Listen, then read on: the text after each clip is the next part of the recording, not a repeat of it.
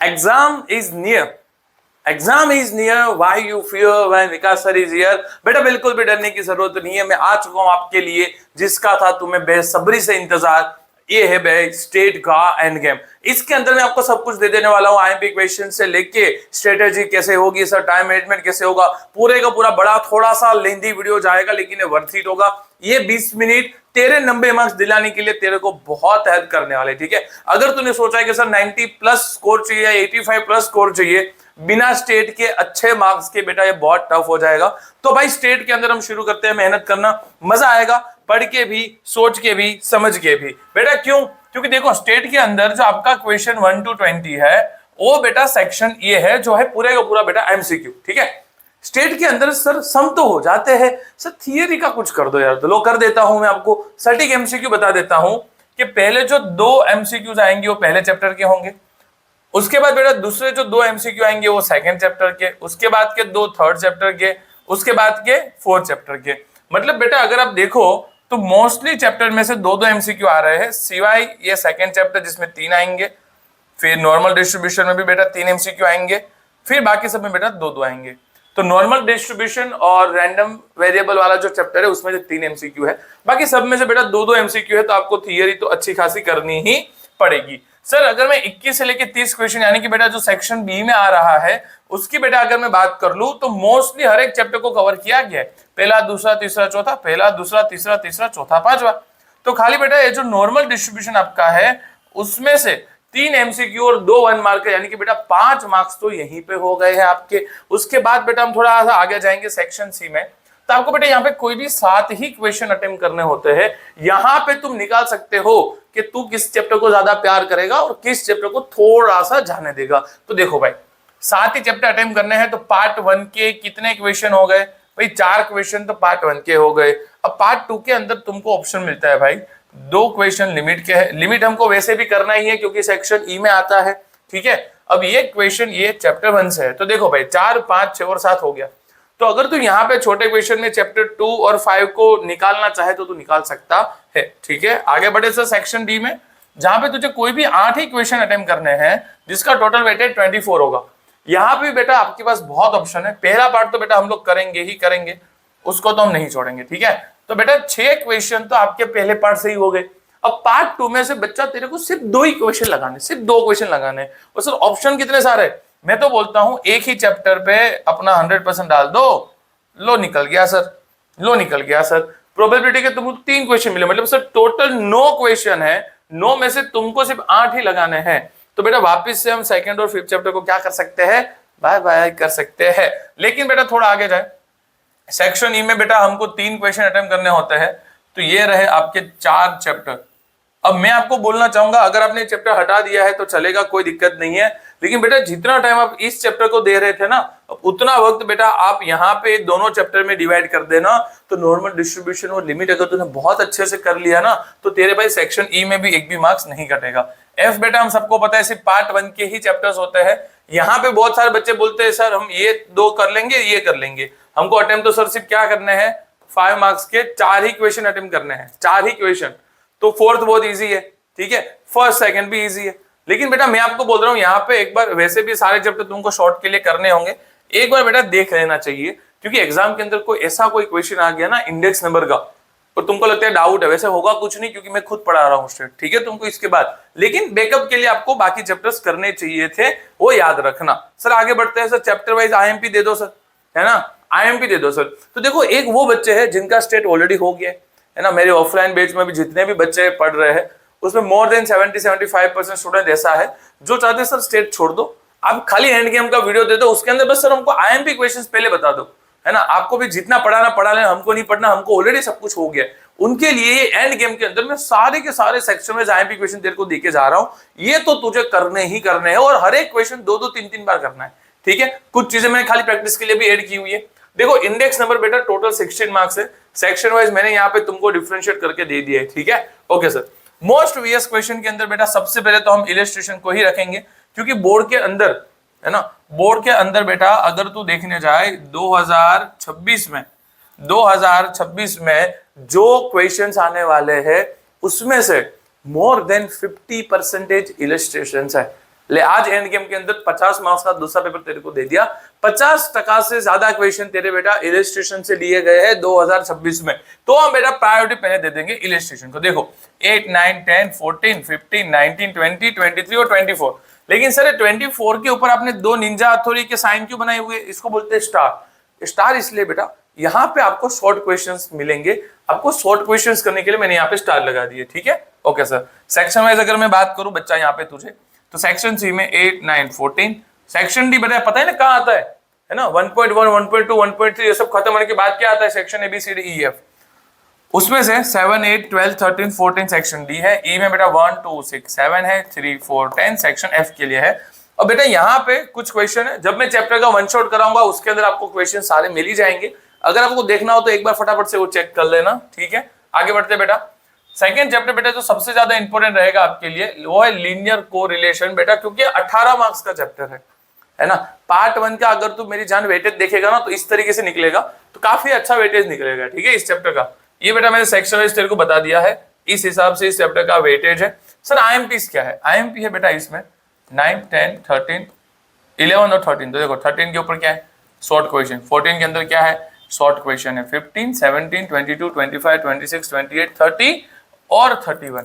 तो बेटा यहाँ पे ये जो आपके 25 से क्वेश्चन शुरू हो रहे है ना, ये 25 से 31 तक के बेटा जो क्वेश्चन है वो सारे लॉन्ग फॉर्म क्वेश्चंस या तो क्रिटिकल क्वेश्चंस होंगे, जिसके अंदर बेटा तेरे को लॉजिकल चीजें याद रखनी है। तो ये लॉजिकल चीजें याद रखेगा विथ आंसर, ठीक है बेटा। स्टेट के अंदर आंसर कैसे लिखना है ना वो भी सीखना होता है। अब सीखो आप आंसर कैसे लिखोगे, सेंटेंस में लिखना पड़ता है। बाकी सेक्शन की बेटा मैं बात करूं तो सी के अंदर 11, 12, 13, डी के अंदर 10, 11, 12, ई के अंदर 1, 4, 6, एफ सेक्शन में बेटा वापिस से 3 से लेके मतलब 18 तक कुछ नंबर लिखे हैं, 3, 4, 9, 10, 11 और 18। बेटा ज्यादा क्वेश्चन नहीं दिए, 6 क्वेश्चन दिए, और ये 6 क्वेश्चन इसकी हुबहू नकल ही है, लेकिन ये तुमको प्रैक्टिस ज्यादा करवा देगी, ठीक है। क्या करा देगी बेटा? प्रैक्टिस करा देगी, और आंसर सही से लिखना है। ओके सर, आगे बढ़े। और याद तो बात तो याद है ना मेरी, मैंने जो बोला अभी तेरे को, क्या बोला मैंने तुझे? 2026 का जो सेट का पेपर होगा उसमें मोर देन 50% क्वेश्चन तेरे इलस्ट्रेशन से उठाए जाएंगे। याद रख ले मेरी बात, ठीक है। लीनियर रिग्रेशन 16 मार्क्स का था बेटा। ये है सेक्शन वाइज आपका, ए में 2 है, बी में 1 है, सी में 2 मार्क्स का है।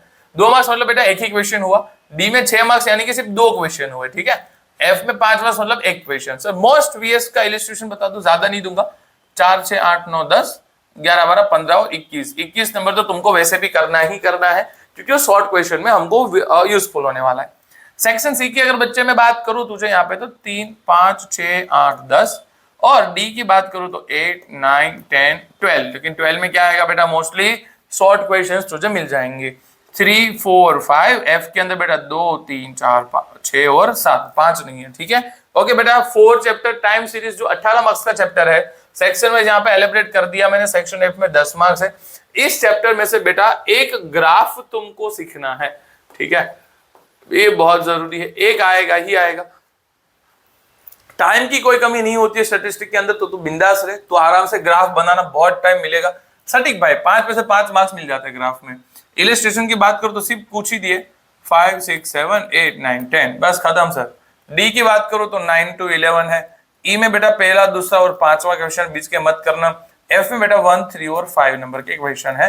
यहाँ पे बेटा अगर तुम देखने जाओ तो मेरा जो पार्ट 1 है, मैंने क्या बोला, मेरा जो बच्चा पार्ट 1 है, ये पार्ट 1 कितने मार्क्स का हुआ आपको पता चला? देखो 16 + 18, 16 + 18, अगर तू करेगा बेटा ये होगा 32, ये होगा 36, तो करीब करीब 68 मार्क्स का बच्चे सिर्फ और सिर्फ पार्ट 1 ही हुआ। समझ रहा है? अब देख, अगर मैं इसमें थोड़े और एक पेज ऐड कर दूं और यहाँ पे मैं लिख दूं प्रोबेबिलिटी का टोटल वेटेज कितना होगा, 9, 10, 11, 12, 13, 14, और बेटा यहाँ पे है ना, तो ऐसा कर 14 मार्क्स प्लस कर दे ले। अब 68 + 14 करेगा बेटा तो कितना हो जाएगा तेरा? करके देख एक बार, 78 और 82 में भी। सिर्फ 5 चैप्टर पढ़ने मेरी जान, और ये 5 चैप्टर तेरे को 82 मार्क्स दिला देंगे, सिर्फ 82। 9 चैप्टर मत कर, पहले 5 चैप्टर कर ले, और ये 5 चैप्टर तेरे 82 मार्क्स तुझे दिला देंगे। तो ये 5 चैप्टर में तू पूरे अपना जी जान लगा दे, क्योंकि तेरा सर खड़ा है ना, वो तुझे पूरे का पूरा नॉर्मल डिस्ट्रीब्यूशन सिखा के भेजेगा। क्या सिखा के भेजेगा? पूरे का पूरा नॉर्मल डिस्ट्रीब्यूशन। और बेटा नॉर्मल डिस्ट्रीब्यूशन का भी कुछ वेटेज अच्छा है, कितना है देखो 8 9 10 11 12 13, मतलब बच्चा इसमें तो और अगर 13 मार्क्स जोड़ दे और 13 मार्क्स जोड़ दे, ये हो गए भाई 95। क्या बात कर रहे हो सर, क्या हमारे 95 कभी आ सकते हैं? बिल्कुल आ सकते हैं। इसमें मैंने अभी लिमिट के एमसीक्यू के मार्क्स तो जोड़े नहीं है, 99 भी आ सकते हैं। लेकिन तेरे को फोकस सिर्फ 5 चैप्टर्स में करना है, सिर्फ 5 चैप्टर में।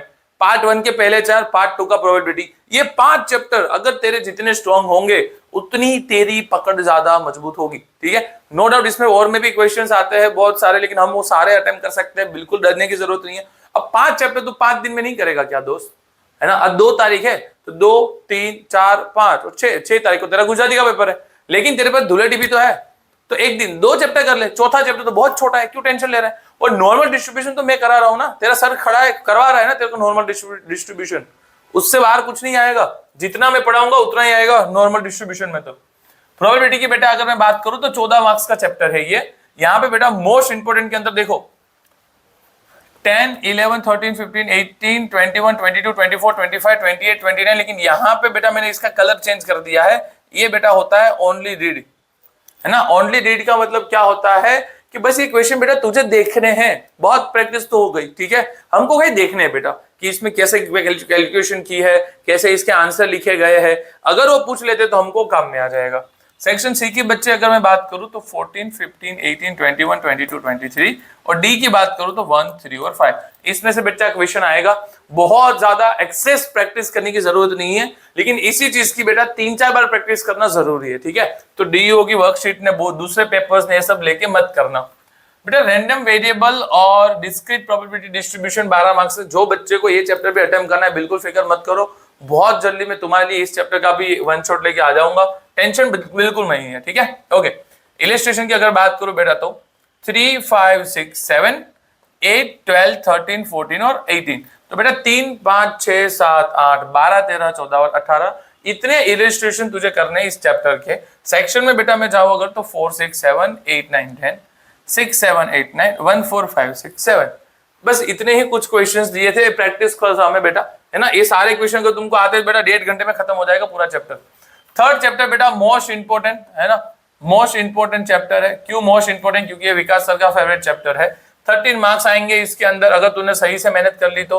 बीच में सी में कोई क्वेश्चन नहीं है, डी में कोई क्वेश्चन नहीं है, ई में बेटा सीधे 2 क्वेश्चन पूछेंगे जो 8 मार्क्स के होंगे, और उन दोनों के अंदर हमको क्या करना है? ठीक है, क्या करना है? ये करना है, आराम से करेंगे, कोई फिक्र नहीं है भाई। देखो इलिस्ट्रेशन नंबर 4 5 10 11 13 14 16 17 18 19 21 22, मतलब इतने बड़े बड़े और इतने ज्यादा क्वेश्चंस आपको प्रैक्टिस करने पड़ेंगे, और यहाँ पे हर एक चीज के अंदर 2-2 चीजें दी होगी। ठीक है, तो एक ग्राफ एक कैलकुलेशन का सिर्फ 2 मार्क्स होता है, 2 सब क्वेश्चन पूछते हैं लोग। सेक्शन सी की अगर मैं बात करूं बेटा यहाँ पे 8 9 10 पूछते ही नहीं है, तो तुमको करना ही नहीं है, मैंने सिर्फ तुम्हारे देखने के लिए दिया हुआ है दोनों चीजें। हाँ करनी है बेटा, ये दोनों छोड़नी नहीं है, इसको और में लिखो। और का मतलब क्या समझा हम लोगों ने? प्रैक्टिस करेंगे सर, हम खाली क्या करेंगे? इसकी प्रैक्टिस करने के लिए मैंने यहाँ पे डाला हुआ है। ई के अंदर बेटा 1 3 4 5 7 9 10, और एफ के अंदर सर एफ मैंने इसलिए यहाँ पे ना इस बार पेपर से लिख दी, क्योंकि जब इकोनॉमिक्स में बोला सर कमेंट करते हैं पेपर स्टाइल ब्लू प्रिंट के आउट है, अरे भाई ये सेक्शन एफ में इसने पूछा है, यही क्वेश्चन तुझे सेक्शन ई में 4 मार्क्स में पूछ लेगा तो क्या उसको मना करने जाएगा क्या? बोले हमने तो सेक्शन ई में ही पूछा, ऐसा होता है बहुत बार। तो इसलिए बेटा ये जो आप 4 क्वेश्चन देख रहे हो ना, इसके आगे पहले से ही लिख देना तुम मोस्ट वीएस। ठीक है, और तुमको पता है कि मोस्ट वीएस कहां लिखा जाता है और कौन से सम पे मोस्ट वीएस लिखते हैं सर। लिमिट की अगर बच्चे में बात कर लूं यहाँ पे, तो ये इलिस्ट्रेशन भर भर के आएंगे इसमें, 3 4 6 9 14 15 16 19 20 21 23 24 27 और 28। मैं इसलिए इस साइड खड़ा हूं आज कि तुम आराम से स्क्रीनशॉट ले पाओ, तुमको दिक्कत ही ना आए बीच में से।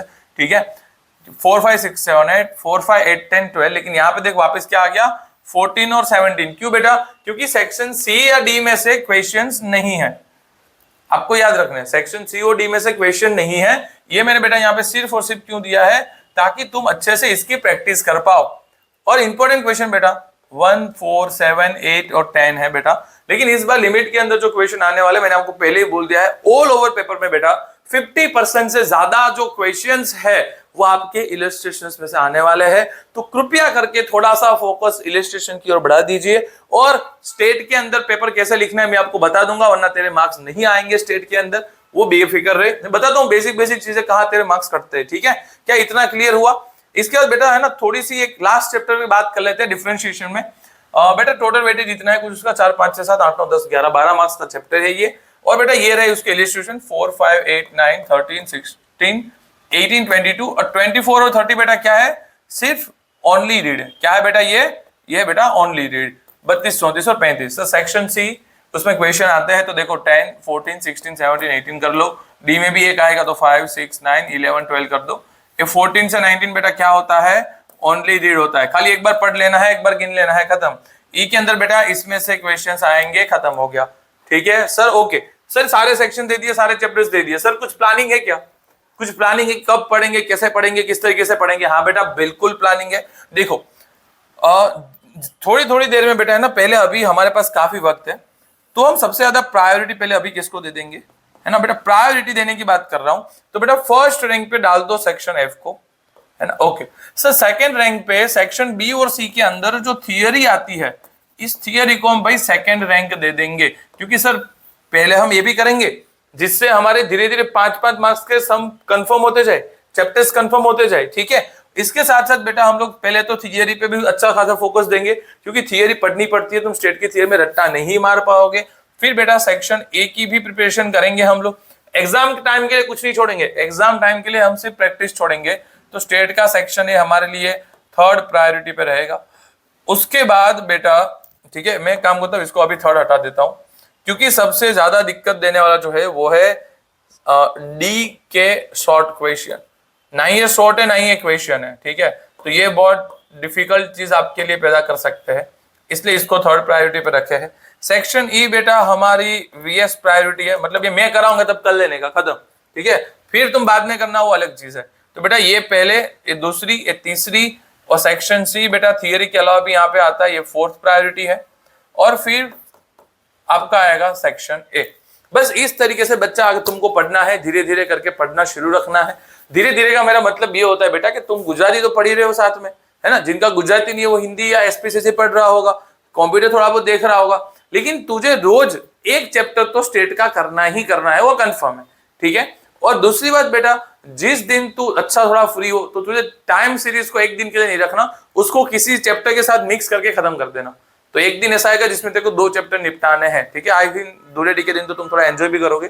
तो बेटा ये था एंड गेम।